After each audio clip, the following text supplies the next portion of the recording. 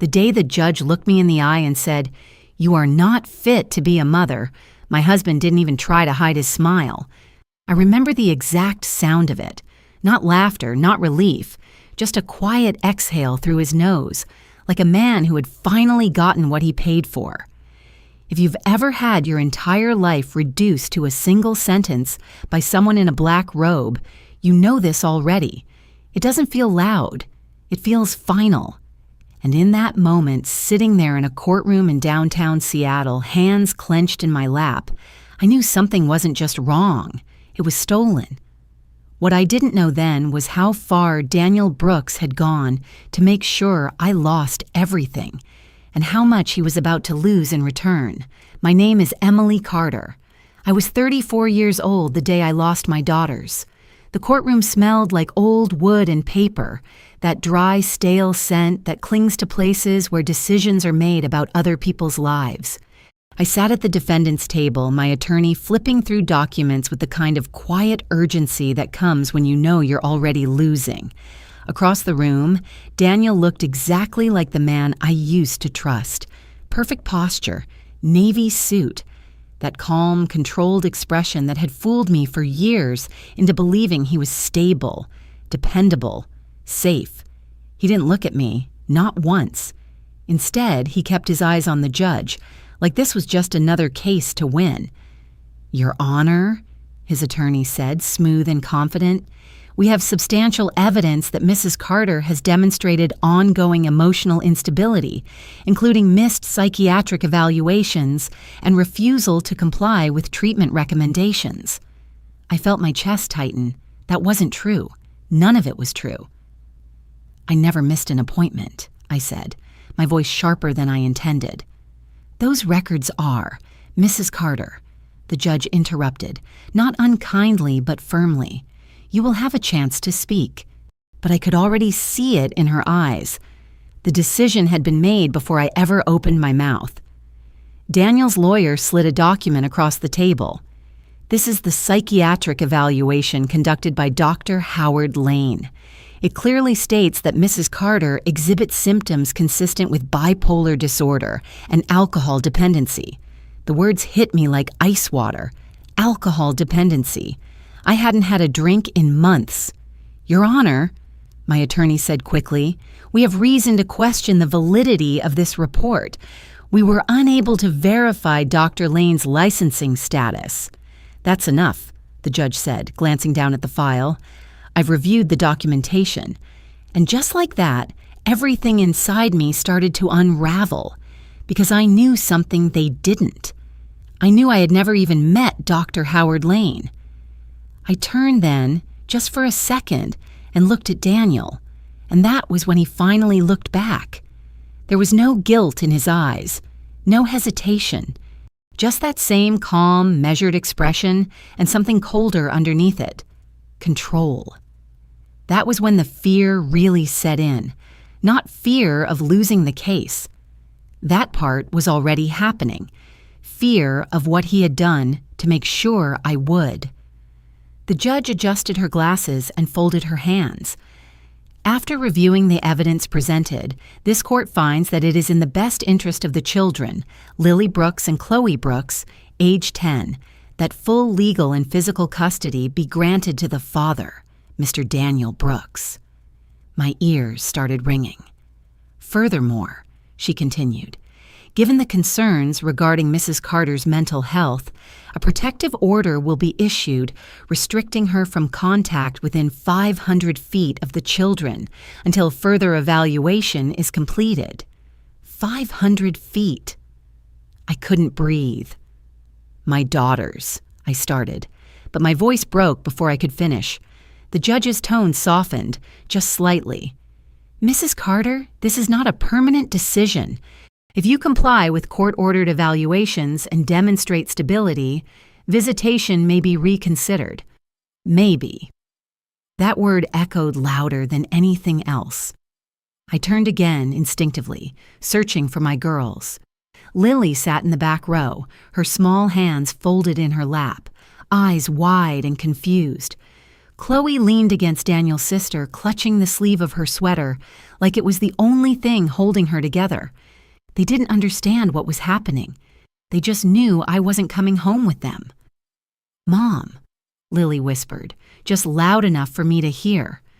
That single word nearly shattered me. I stood up before anyone could stop me, before the bailiff could step in, before logic had a chance to catch up with instinct.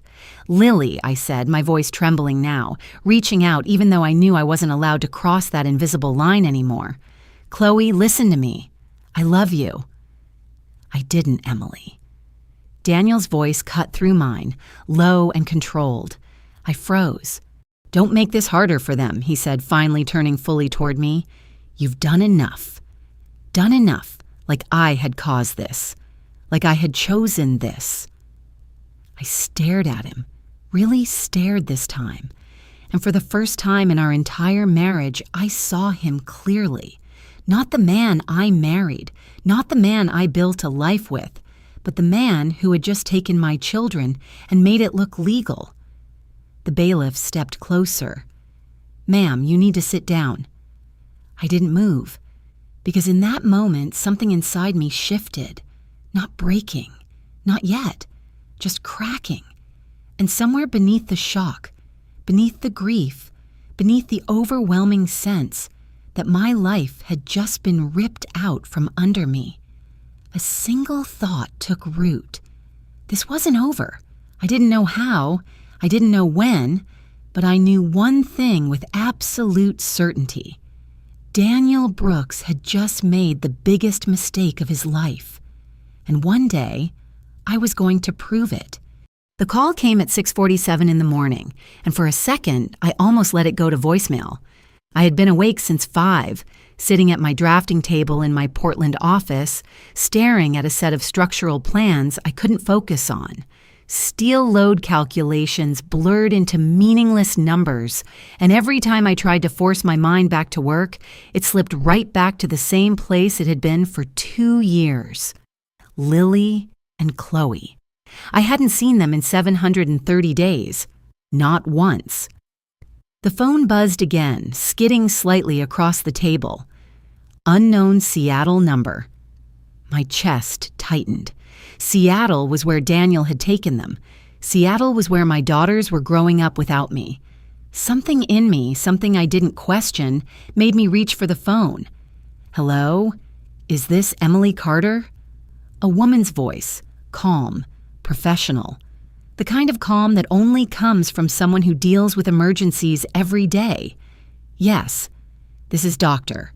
Rachel Bennett from Seattle Children's Hospital. I'm calling about your daughter, Lily." My daughter. 2 words I hadn't been allowed to say out loud in 2 years. I stood up so fast my chair scraped harshly against the floor. What happened? Is she hurt? There was a pause. Not hesitation. Care. "Lily was admitted early this morning," Dr. Bennett said. "She's presenting with severe fatigue, unexplained bruising, and persistent nosebleeds. Her white blood cell count is critically low. We're running additional tests, but we have strong reason to suspect acute leukemia." The room tilted. Leukemia. My 10-year-old daughter had cancer. "I need you to come to Seattle immediately," she continued. "We're preparing for the possibility of a bone marrow transplant, and we need to test you as a potential donor." I didn't remember grabbing my keys. I didn't remember shutting down my computer. All I remember is saying, "I'm in Portland. I can be there in 3 hours." "Good," she said. "Ask for me at Pediatric Oncology when you arrive. And Ms. Carter," her voice softened, just slightly, "I'm aware of the custody situation, but right now, your daughter needs her mother." The line went dead. I stood there for a second, staring at nothing, my heart pounding so hard it felt like it might break through my ribs. Then everything moved at once. I grabbed my bag, my coat, my phone. I called Marcus, my business partner, while I was already halfway out the door. "I need you to cancel the Morrison presentation." "What?" His voice came sharp with disbelief. Emily, that's a $2.8 million contract. The clients are flying in. My daughter has cancer. Silence. Not confusion, not argument. Just silence. I'm going to Seattle, I said, forcing the words out past the tightness in my throat. I don't know how long I'll be gone. Marcus exhaled slowly. Go? I'll handle it. I hung up and ran. The drive north on Interstate 5 blurred into gray pavement and green trees, the sky low and heavy with clouds. I was doing 10 miles over the speed limit, hands gripping the steering wheel so tightly my knuckles turned white. Leukemia, bone marrow transplant, critically low white blood cells. I hadn't been there. For 2 years, my daughter had been getting sick, getting weaker, and I hadn't been there. And Daniel had seen it. He had to have seen it. Bruising, fatigue, nosebleeds, those weren't subtle symptoms. He waited. The realization hit me like a punch to the chest.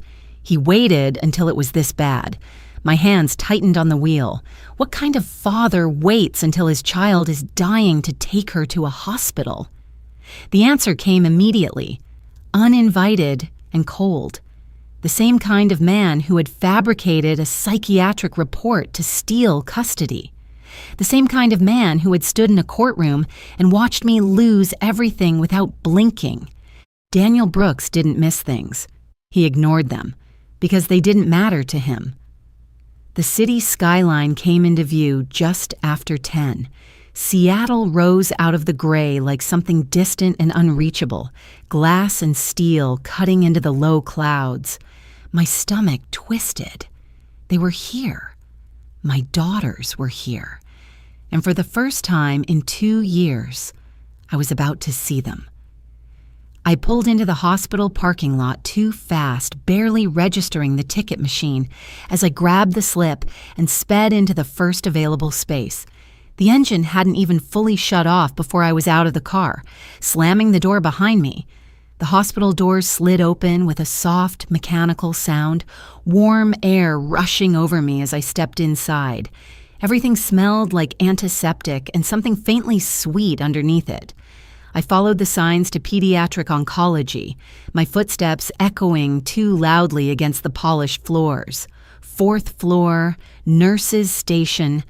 A woman in her 40s with tired eyes and a tight bun looked up as I approached. "I'm here for Lily Brooks," I said, my voice coming out steadier than I felt. "Dr. Bennett called me." Her expression shifted immediately. Recognition. Something else beneath it. "Emily Carter?" she asked. I nodded. "She's expecting you." The nurse gestured down the hall. "Room 412. My heart started pounding again. 412. I walked down the hallway slowly, suddenly aware of everything. The soft beeping of monitors, the quiet murmur of voices behind closed doors, the bright murals on the walls, elephants and giraffes and cartoon suns, trying too hard to make this place feel less like what it was.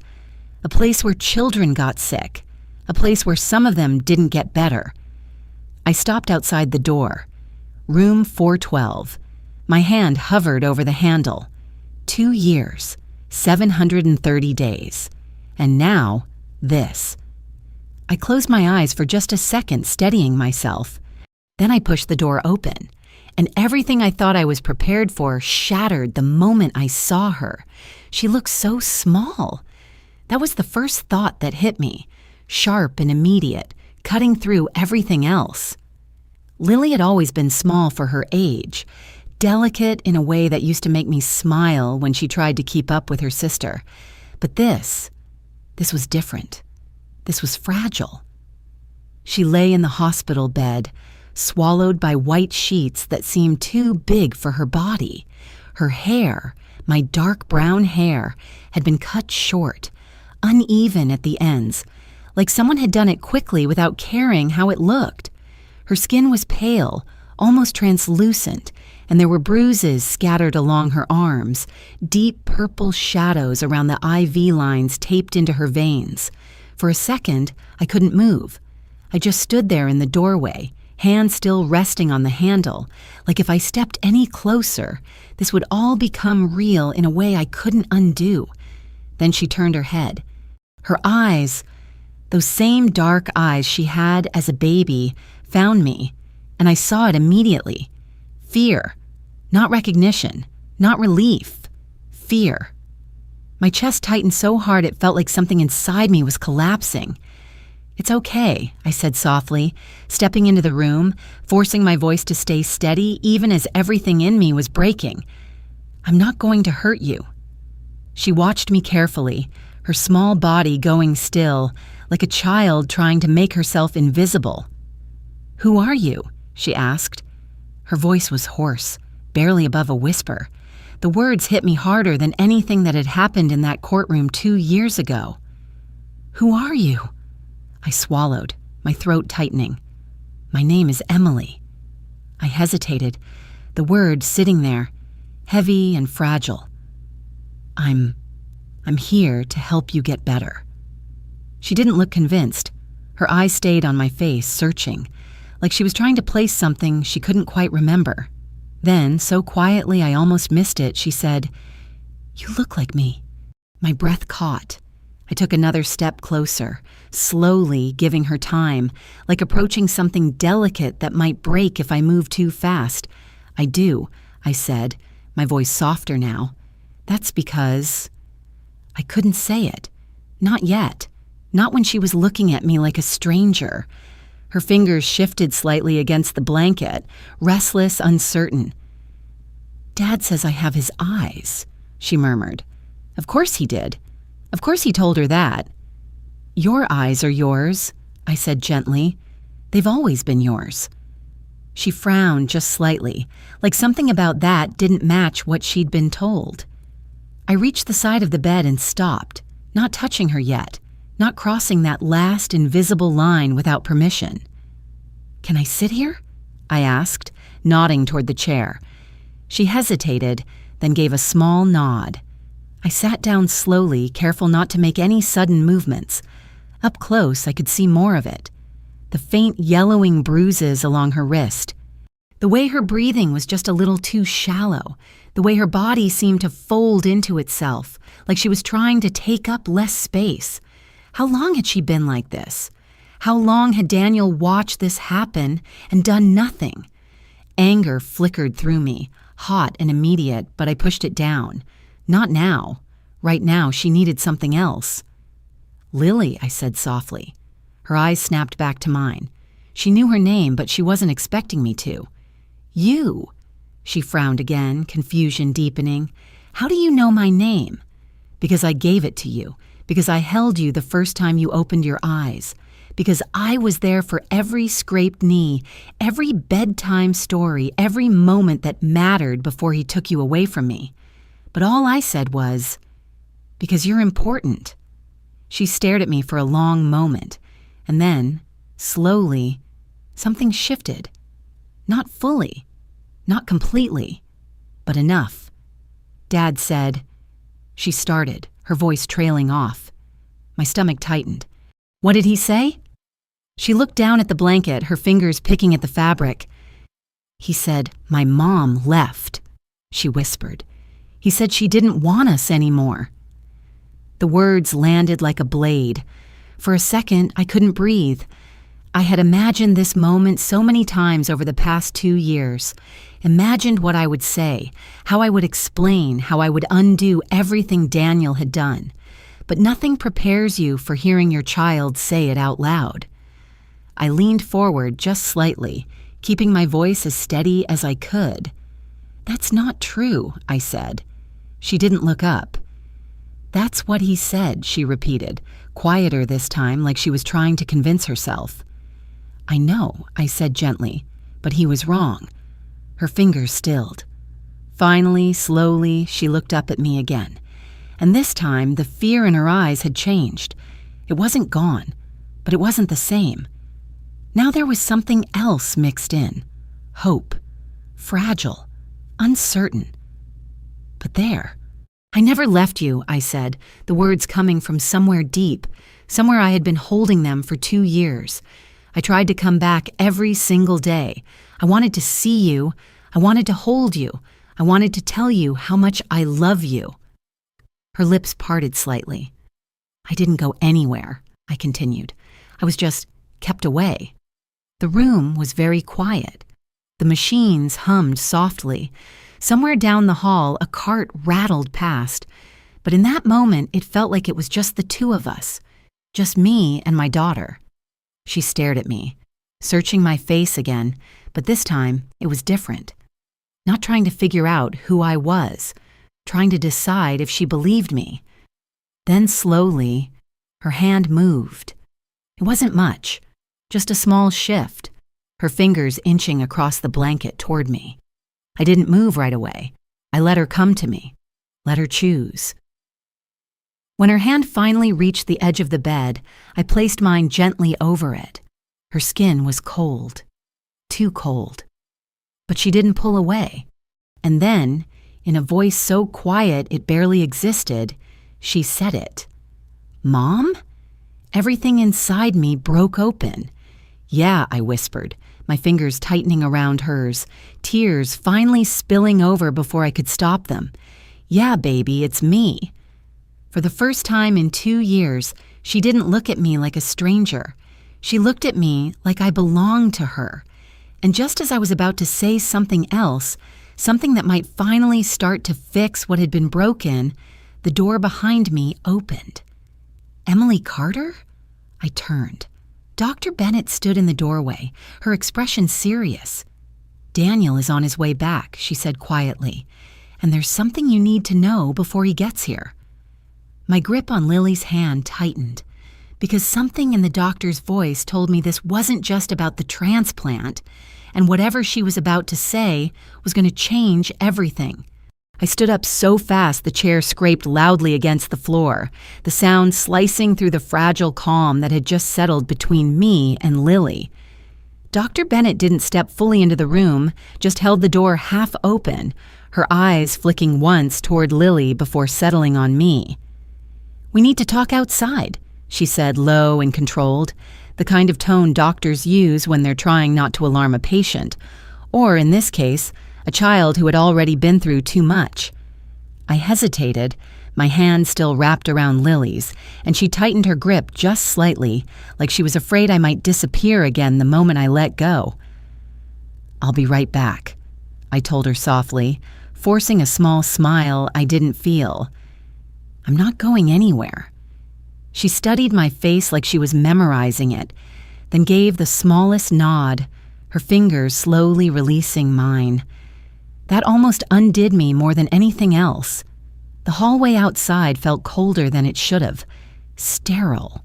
Bright in that harsh, unforgiving way hospitals always are. The door clicked shut behind me, and immediately Dr. Bennett's expression changed. Less controlled, more urgent. "We have a problem," she said. Not gentle, not softened, just the truth laid bare. My stomach dropped. "What kind of problem?" I asked, though something deep in my chest already knew the answer wasn't going to be simple. She crossed her arms, glancing briefly down the hallway before stepping closer. "Daniel hasn't just been refusing consent," she said. "He's been actively interfering with her treatment." The words didn't register at first. They hung there, suspended, like my brain refused to process them. "Interfering how?" I finally managed. Dr. Bennett exhaled slowly. "We've had multiple instances where recommended tests were delayed or canceled after he spoke with staff, medications adjusted without proper authorization, and..." She hesitated. "Just for a second. We have reason to believe he's been doctor shopping, trying to find someone who would agree to less aggressive treatment." A cold, creeping numbness spread through me. "Less aggressive?" I repeated, my voice quieter now, sharper. "She needs a transplant." "Yes," Dr. Bennett said firmly, "and without it, her prognosis is not good." She didn't say the word. She didn't have to. I felt it anyway, heavy and suffocating. "Why would he do that?" I asked, but even as the question left my mouth, pieces were already sliding into place. Daniel didn't like losing control. He never had. Not in our marriage. Not in that courtroom, and certainly not now. Dr. Bennett watched me carefully. I can't speak to his motives, she said, but I can tell you this, if we don't move forward soon, Lily's condition will continue to deteriorate. My hands curled into fists at my sides. Then we move forward, I said. I'm her mother. I'm a match. We do the transplant. Dr. Bennett's expression tightened. It's not that simple. Of course it wasn't. It never was with Daniel. He still has primary medical decision-making authority, she continued. Legally, we can't proceed without his consent unless there's a court order or evidence of medical neglect significant enough to override his rights. The word neglect hit like a spark in dry grass. You said he's interfering with her treatment, I said, my voice rising despite myself. Isn't that neglect? A nurse passing by glanced at us and I forced my tone back down, but the anger didn't fade. It sharpened, focused. Dr. Bennett nodded slightly. It could be, she said, but we need documentation. Clear, undeniable evidence. And even then, it takes time to go through the legal process. Time. The one thing Lily didn't have. I pressed my hand to my forehead, trying to steady the rush of thoughts crashing through me. How much time? I asked. Dr. Bennett didn't answer right away. That was answer enough. Days? I pushed. Weeks? She met my eyes, and I saw it there. The truth she didn't want to say out loud. We need to act quickly, she said instead. My chest tightened so hard it hurt. He's going to kill her, I whispered, the realization settling in like a weight I couldn't lift. Dr. Bennett didn't argue. She didn't reassure me. She just said, "We're trying to protect her." I let out a shaky breath, then straightened. Something inside me shifting, not breaking, not this time, hardening. "What do you need?" I asked, to override him. Dr. Bennett studied me for a moment like she was measuring something she couldn't quite name. "We need proof," she said. "Records of interference, witness statements, anything that shows his decisions are putting her at risk." I nodded slowly. "And if I get that, then we can petition the court for emergency medical authorization," she replied. "But it has to be strong. There's no room for doubt." A bitter, humorless laugh almost escaped me. "You don't know Daniel," I said quietly. "He doesn't leave room for evidence." But even as I said it, another thought surfaced. A memory. Late nights, locked doors, phone calls he would take outside, voice low, tense. The way he always controlled the narrative, always stayed one step ahead. Unless he hadn't needed to hide this, unless he believed no one would ever question him. My pulse quickened. "Unless he got sloppy," I murmured. Dr. Bennett tilted her head slightly. "What?" I looked up at her, something sharp and determined settling into place. "If he's been interfering, someone saw it," I said. "Doctors, nurses, staff. He couldn't have done all of this without leaving a trail." For the first time since she'd called me out into the hallway, Dr. Bennett's expression shifted. Just a little. "If that trail exists," she said carefully, "we'll find it." I nodded once, firm. "No," I said. "I will." I turned back toward Lily's room, my hand already reaching for the door, because if he thinks he can control this like he controlled everything else, my fingers tightened around the handle. He's about to learn exactly how wrong he is. And as I stepped back inside, back to my daughter, I made a promise I didn't say out loud. I wasn't just going to fight Daniel in court. I was going to tear apart every lie he had built his life on. I didn't sleep that night, not even for a minute. I sat in the stiff hospital chair beside Lily's bed, listening to the slow, uneven rhythm of the machines, watching the rise and fall of her chest like it was the only thing tethering me to reality. Every time her breathing hitched, my heart slammed against my ribs so hard it felt like it might break through. Around 3 a.m, a nurse came in to check her vitals, and I watched closely, memorizing everything. The numbers on the monitor, the way she adjusted the IV, the small crease between her brows when she thought I wasn't looking. People always tell you that motherhood is instinct. They don't tell you what it feels like when that instinct turns into a constant gnawing fear that you're already too late. By sunrise, I had a plan, or at least the beginning of one. If Daniel had been interfering, there had to be a record somewhere. Hospitals don't run on guesswork. They run on documentation, on protocols, on paper trails that people like him assume no one will ever dig into. I stepped out into the hallway, my legs stiff from sitting too long, and found Dr. Bennett at the nurse's station. "I need access to Lily's medical records," I said, skipping any pretense of small talk. She looked up at me, surprised, then glanced around before lowering her voice. "You can request them formally, but it takes time." "I don't have time," I said, "and neither does she." Something in my tone must have landed, because after a second she nodded slightly. "Come with me." Her office was small, cluttered with files and half-empty coffee cups, the kind of space that told you she cared more about her patients than appearances. She pulled up Lily's chart on her computer, the screen filling with rows of notes, timestamps, medication logs. At first, it all blurred together. Medical language, numbers, abbreviations. But then she started pointing things out. "Here," she said, tapping the screen. "Recommended bone marrow biopsy. Delayed." Another line. "Chemotherapy protocol adjusted." Another. "Follow-up imaging canceled." My stomach twisted. "All after Daniel spoke with staff?" I asked.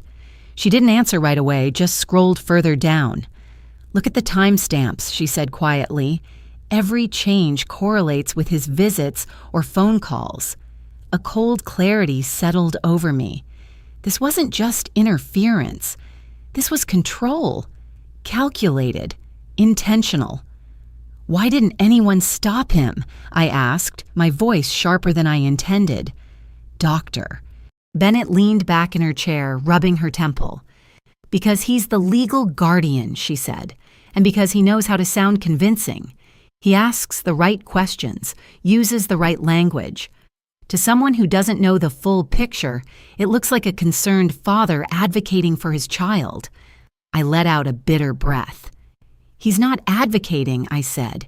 "He's deciding who gets to live and who doesn't." The words hung there, heavy and undeniable. I spent the next 2 hours going through every entry, every note, every tiny inconsistency. And then I saw it. A name. Dr. Alan Green. It appeared 3 times, each linked to a recommendation for conservative management instead of aggressive treatment. "Who is he?" I asked, pointing at the screen. Dr. Bennett's brow furrowed. "He's not on our oncology team," she said slowly. "Consulting physician, maybe." "Or someone Daniel found," I said. "Someone willing to say what he wants to hear." She didn't argue. I left her office with copies of everything I could legally take and a head full of questions that refused to settle. The hallway felt different now, less like a place of healing and more like a battlefield where decisions were being made behind closed doors. I walked straight into the waiting area and froze. Daniel was there. He stood by the window, phone in hand, dressed like he'd just walked out of a boardroom instead of into a hospital. Navy suit, perfect tie. Composed, always composed. When he saw me, his expression didn't change much, just a slight tightening around the eyes, like he'd been expecting this. "Rebecca," he said, like my name was an inconvenience. "I was wondering when you'd show up." My pulse spiked, but I forced myself to stay still. "I've been here," I said. "Where have you been?" He slipped his phone into his pocket, taking a step closer. "Handling things," he replied smoothly, trying to make sure Lily gets the best care possible. I almost laughed. "Is that what you call it?" I asked. "Canceling her tests? Delaying her treatment?" His jaw tightened, just for a second. There it was, the crack. You don't understand the full situation, he said. Some of these treatments are risky. I'm making sure we're not rushing into something that could do more harm than good. She's dying, Daniel, I said, my voice low and shaking despite my best effort. Doing nothing is the harm. He stepped closer, lowering his voice. And you think you can just walk in after 2 years and suddenly know what's best? That hit exactly where he intended, but I didn't back down. I think I'm her mother, I said, and I think you're playing a game with her life. For a moment, we just stared at each other, the tension thick enough to choke on. Then he smiled, not warm, not kind, controlled. Be careful, Rebecca, he said softly. You're already on thin ice legally. Don't make this worse for yourself. My grip tightened around the folder in my hand. I'm not afraid of you, I said. His smile widened slightly. You should be. He turned and walked away like the conversation was over, like he'd already won. But as I stood there, watching him disappear down the hallway, something shifted again inside me. Not fear, not this time, certainty, because now I had proof. Not everything, not yet, but enough to start unraveling him. And for the first time since that phone call, I wasn't just reacting anymore. I was hunting. I followed him. I didn't think about it, didn't weigh the consequences or the optics or how it might look to anyone watching. I just moved, my body already in motion before my mind could catch up, keeping a careful distance as Daniel turned the corner toward the elevators. He walked like he always had, measured, unhurried, like time itself bent around him. The doors opened, he stepped inside, and just before they closed, I slipped in too. The air between us went tight instantly, like a wire pulled too thin. Neither of us spoke at first. The elevator hummed softly as it descended, the numbers lighting up one by one. 4, 3, 2. I could feel his awareness of me without him even turning his head. Finally, he exhaled slowly, almost amused. Still don't know when to walk away, he said, eyes fixed, straight ahead. I leaned back against the wall, arms crossed, forcing my voice to stay steady. Still don't know when to stop controlling everything, I shot back. That got his attention. He turned slightly, not enough to fully face me, but enough that I could see the flicker of irritation in his expression. Control? He repeated. You think this is about control? I held up the folder in my hand. I think this is about you overriding doctors, canceling tests, and deciding Lily's treatment based on whatever suits you. His gaze dropped briefly to the folder, then back to my face. You've been digging, he said quietly. Not a question, a statement. The elevator doors opened onto the ground floor, but neither of us moved right away. People passed by outside, their voices muffled, their lives continuing like nothing inside that metal box mattered. You shouldn't be involving yourself in things you don't understand, Daniel said finally. I understand enough, I replied. Enough to know you're not acting in her best interest. His jaw tightened again, that same tiny crack in his perfect composure. Everything I've done has been to protect her, he said. From what? I demanded. From treatment that could save her life? His eyes snapped to mine then, sharp and cold. From treatment that could kill her faster, he said. The words hit, not because I believed them, but because of how certain he sounded. That was always his power, certainty. He never wavered, never second-guessed, and people mistook that for truth. I'd made that mistake once. I wasn't going to make it again. Then why not let the oncology team make that call? I asked. Why bring in someone like Alan Green? That did it. His entire posture shifted, subtle but unmistakable. Where did you hear that name? He asked, his voice dropping a degree colder. I felt a small, sharp spark of satisfaction. So he is your guy, I said. He didn't answer right away, and in that silence, I knew I'd hit something real. He stepped out of the elevator then, forcing me to follow or let the moment slip. I followed. Of course I did. We moved into the lobby, the smell of coffee and antiseptic mixing in the air, people coming and going, none of them aware that the ground beneath my life was shifting. Daniel stopped near a row of chairs, turning to face me fully now. "Dr. Green is a specialist," he said. "He offers alternative perspectives." I let out a short, incredulous breath. "Alternative perspectives?" I repeated. "Or opinions you can control?" His eyes narrowed. "Careful," he said. "You're starting to sound paranoid." I almost laughed at that, the irony so sharp it burned. "That's funny," I said, "because that's exactly what you paid someone to call me in court." For a second, something dangerous flickered in his eyes. Not anger, not exactly. Something closer to calculation. "That report was based on professional evaluation," he said smoothly. "You had your chance to challenge it. You mean when I couldn't afford a real attorney and you buried it under a stack of paperwork?" I shot back. His lips pressed into a thin line. "You lost, Rebecca," he said. "That's the reality. And right now, you're risking making things worse for yourself." I stepped closer, close enough that I could see the faint shadow of stubble along his jaw, the tiny imperfections he worked so hard to hide. "There is no worse," I said quietly. "Not if she dies." That landed. I saw it. Just for a fraction of a second, something shifted in him. Not guilt. I wasn't naive enough to think that, but something. He looked away first. "She's not going to die," he said, but the certainty wasn't as solid this time. I tightened my grip on the folder. "Then prove it," I said. "Let the doctors do their job. Let the transplant happen." He shook his head slowly. "No, just that. One word. Final. Absolute." I felt something in me snap into place then, like a lock clicking shut.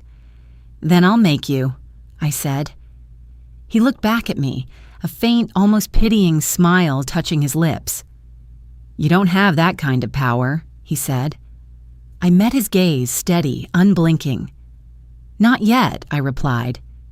We stood there for a moment longer, the noise of the lobby swelling around us, and then he turned and walked away, disappearing through the glass doors into the morning light like he always did, like nothing could touch him. But this time, I didn't feel small watching him go. I felt focused, because now I knew two things for certain.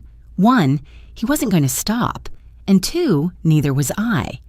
I didn't go back to Lily's room right away. If I did, I knew I'd sit beside her bed, hold her hand, and lose the edge I had just found. And I couldn't afford that. Not now. Not when every second mattered. Instead, I turned down a side corridor toward administration, the kind of place patients rarely see, where decisions get made quietly and records are stored like ammunition. The fluorescent lights buzzed overhead, and for the first time since I walked into this hospital, I felt like I wasn't just reacting. I was moving with purpose. At the end of the hallway, a glass door read, "Medical Records and Compliance." I pushed it open before I could second-guess myself. A woman in her late 50s sat behind the desk, reading glasses perched low on her nose, a stack of files neatly arranged beside her. She looked up, surprised but not unfriendly. "Can I help you?" she asked. I stepped forward, forcing my voice into something calm, something controlled. "My name is Rebecca Lawson. I'm the biological mother of Lily Lawson in pediatric oncology." I placed the folder on the counter. "I need to file a formal complaint." That got her attention. She straightened slightly, setting her pen down. "What kind of complaint?" she asked. "Medical interference," I said. "Unauthorized changes to treatment protocols, delayed procedures, potential outside influence on care decisions." Each word felt heavier than the last, but I didn't stop, and I need it documented immediately. She studied me for a moment, like she was deciding whether I was another emotional parent or something more serious. Then she nodded. "Come with me." She led me into a small office, closed the door, and handed me a form. Start from the beginning, she said. Be as specific as possible. I sat down, the pen heavier in my hand than it should have been, and began to write. Dates, times, names, Dr. Bennett's notes, the canceled biopsy, the adjusted chemotherapy, Dr. Alan Green's recommendations, Daniel's visits that lined up too perfectly with every change. By the time I finished, my hand was shaking, but my mind was clearer than it had been in 2 years. When I slid the form back across the desk, she didn't just file it away, she read it carefully. Her brow furrowed as she reached the section about Dr. Green. "He's not credentialed here," she murmured. "Exactly," I said. She looked up at me, something sharper now in her expression. "If what you're alleging is accurate," she said slowly, "this isn't just a complaint. This could trigger an internal investigation." "Good," I replied, "then investigate." She nodded once, then picked up the phone. "I'm going to escalate this to compliance and ethics immediately," she said. "You'll likely be contacted by a review officer within the hour." Within the hour. For the first time, that didn't feel like an eternity. It felt like momentum. I left the office and finally made my way back to Lily. The moment I stepped into her room, the world narrowed again to just her. The pale curve of her cheek, the quiet rise and fall of her chest, the faint bruises along her arms. She looked up when she saw me, her eyes searching my face. "You left," she said softly, not accusing, just noticing. I crossed the room in 2 steps and took her hand. "I had to take care of something," I said, "but I'm here now." She studied me for a second, then nodded, like she was filing that away too. An hour later, there was a knock at the door. Dr. Bennett stepped in, followed by a man I hadn't seen before, mid-40s, gray at the temples, suit instead of scrubs. His presence shifted the air in the room instantly. "Ms. Lawson," Dr. Bennett said, "this is Mr. Thomas Keller from Hospital Compliance." Keller gave me a polite, measured nod. "I understand you filed a formal complaint," he said. "I'd like to ask you a few questions." I glanced at Lily. She was watching us quietly, her small hand still wrapped around mine. "Can we talk outside?" I asked. Keller nodded, and we stepped into the hallway. He didn't waste time. "Your report is serious," he said. "If substantiated, it could indicate a breach of medical protocol and potential ethical violations." "It is serious," I said, "and it's real." He held my gaze for a moment, then flipped open a slim notebook. "Walk me through the timeline," he said. I did. Everything. From the first delayed test to the latest canceled procedure. I showed him the copies Dr. Bennett had given me, the timestamps, the correlations. When I mentioned Dr. Green again, his pen paused.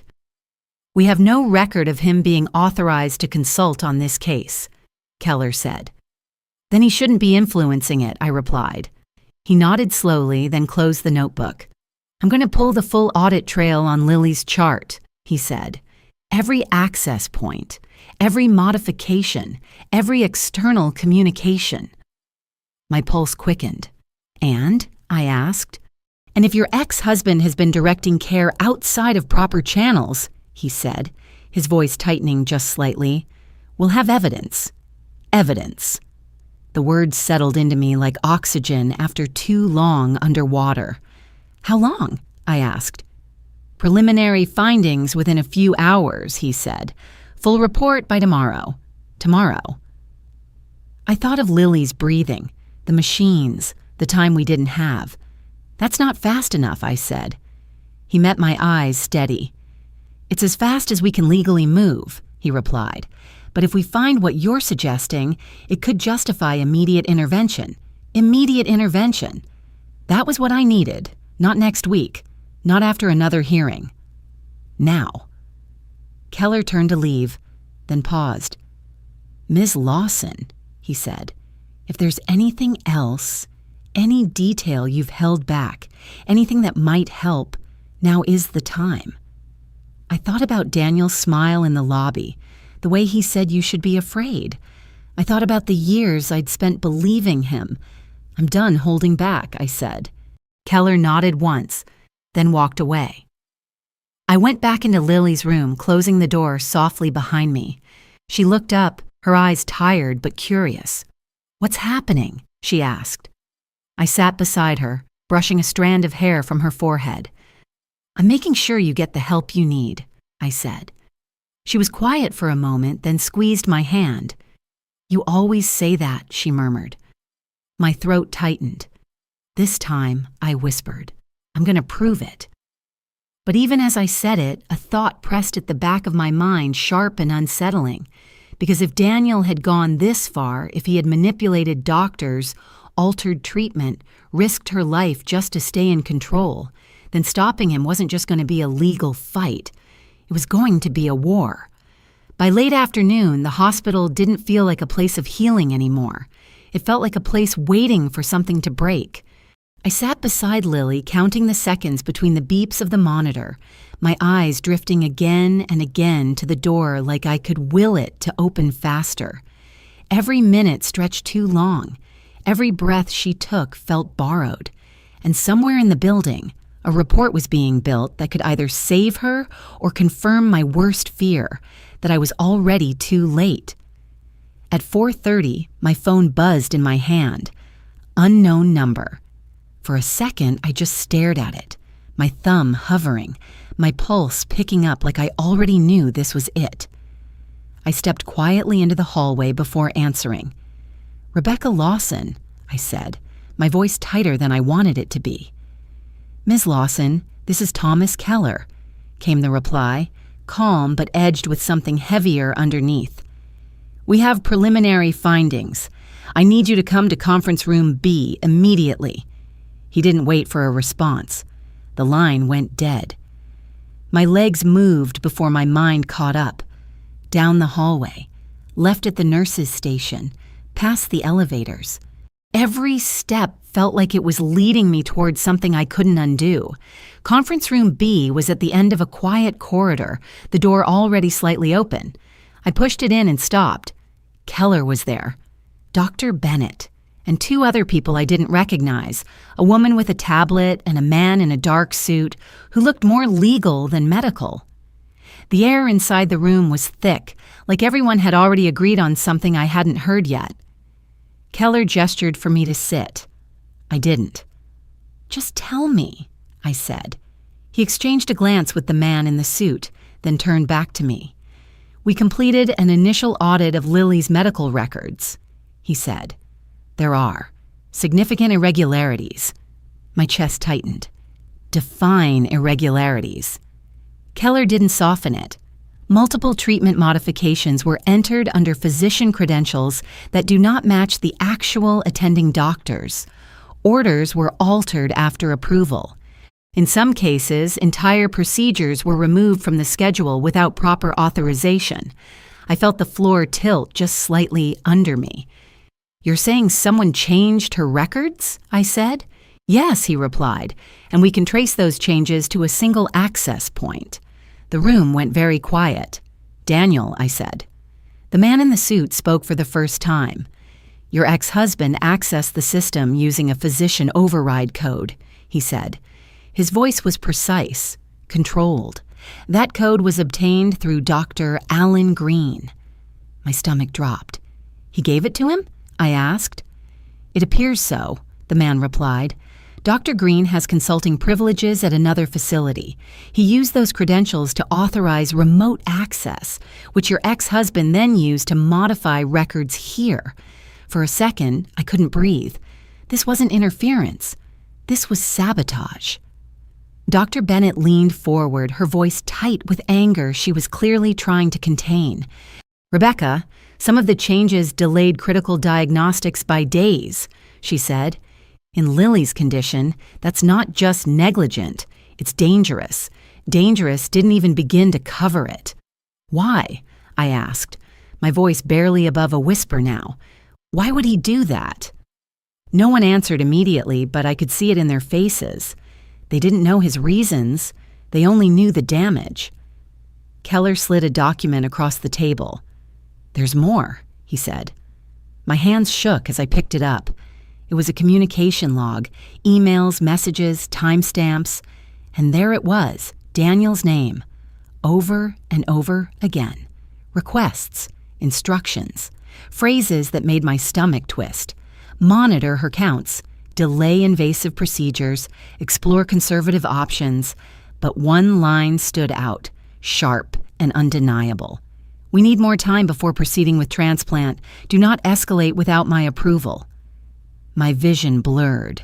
He was stalling, I said, the realization hitting all at once. He wasn't trying to protect her. He was trying to control the timeline. That's our assessment as well, Keller said.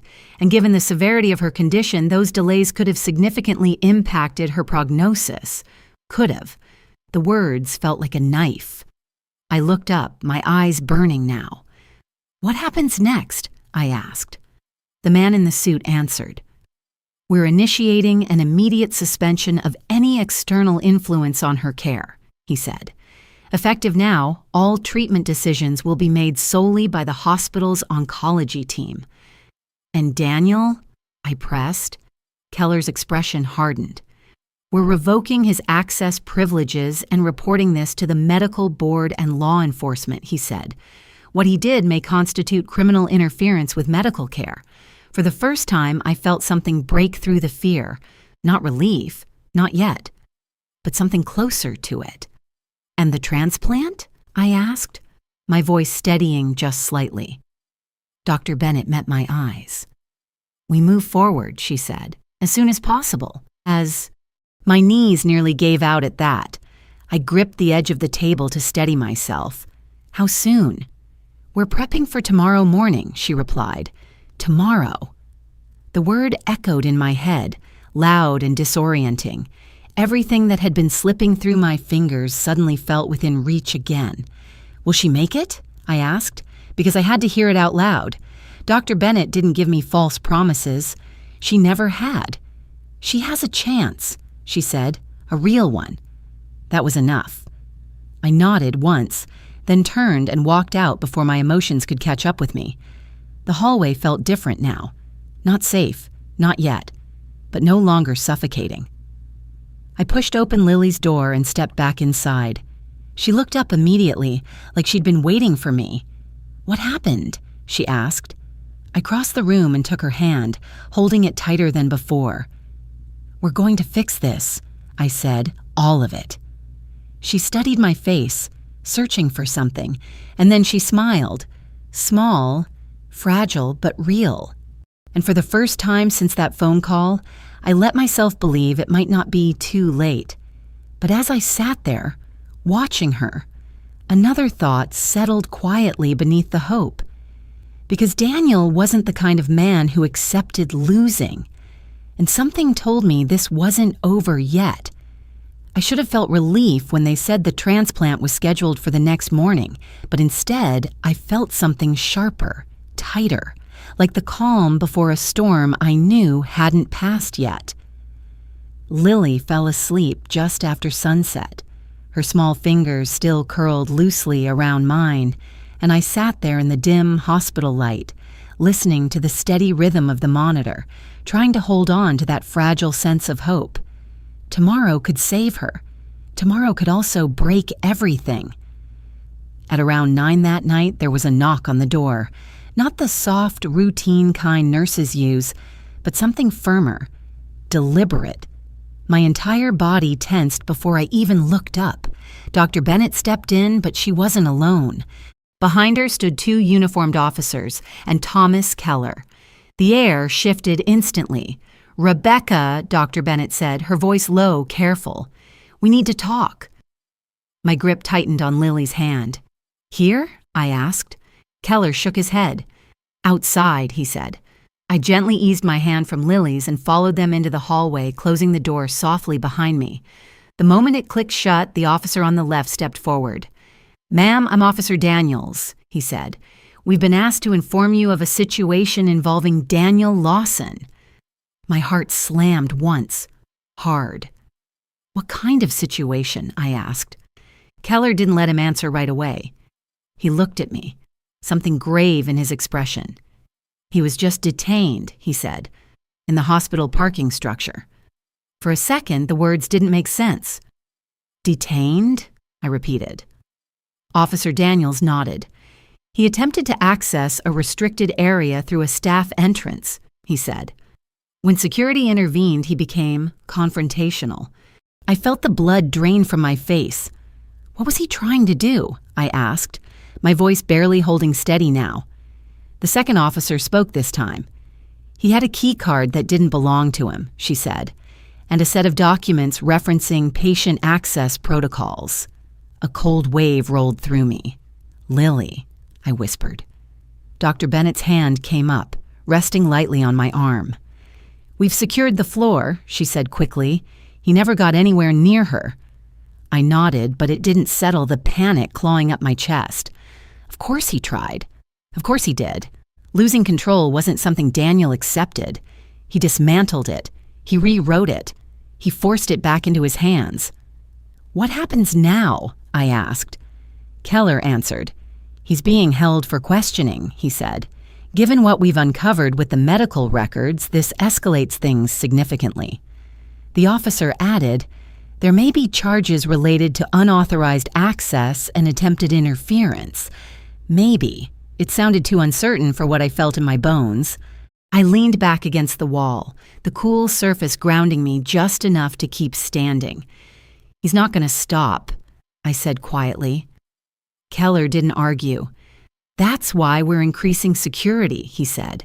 Lily's floor is now restricted. Only authorized staff and approved family. I let out a shaky breath. And me? I asked. Dr. Bennett met my eyes.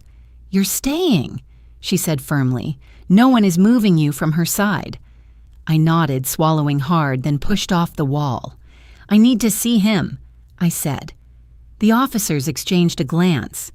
That's not recommended, Officer Daniels said carefully. I'm not asking what's recommended, I replied. I'm telling you I need to understand what he's doing. Keller studied me for a moment, then gave a small, reluctant nod. 5 minutes, he said, with officers present. They led me down to a smaller, quieter section of the hospital, past security doors and dim corridors, until we reached a holding room near the back. It wasn't a jail cell, not exactly, but it might as well have been. Daniel sat at the table inside, hands clasped loosely, his expression calm in that same infuriating way I'd seen 1,000 times before. When he looked up and saw me, he smiled.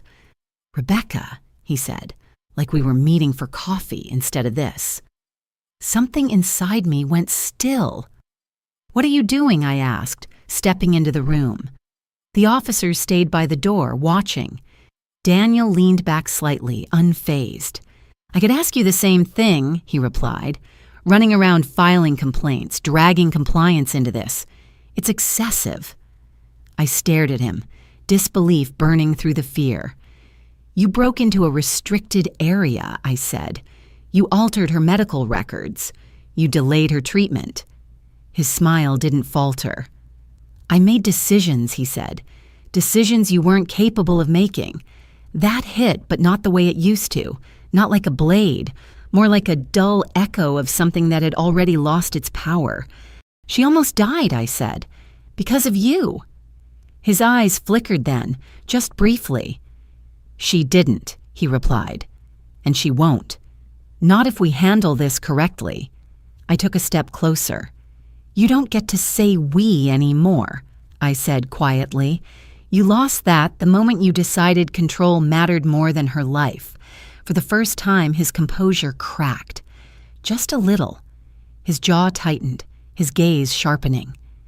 "You think you understand what's happening?" he asked. "You don't. There are factors you're not seeing." "Then explain them," I shot back. "Right now." He held my gaze for a long second, and for a moment I thought he might actually tell me. But then he shook his head.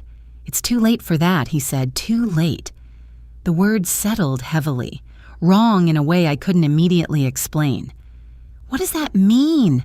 I asked, my voice dropping. He didn't answer. He just looked at me with something I couldn't quite read, something almost like regret, but colder. "Take care of her," he said instead. A chill ran down my spine. The officer stepped forward then. "That's enough," he said, guiding me back toward the door. I didn't fight it, but I didn't look away from Daniel either. Not until the door closed between us. As they walked me back toward Lily's floor, my mind raced, replaying his words over and over. Too late. Take care of her. It didn't sound like a man trying to win anymore.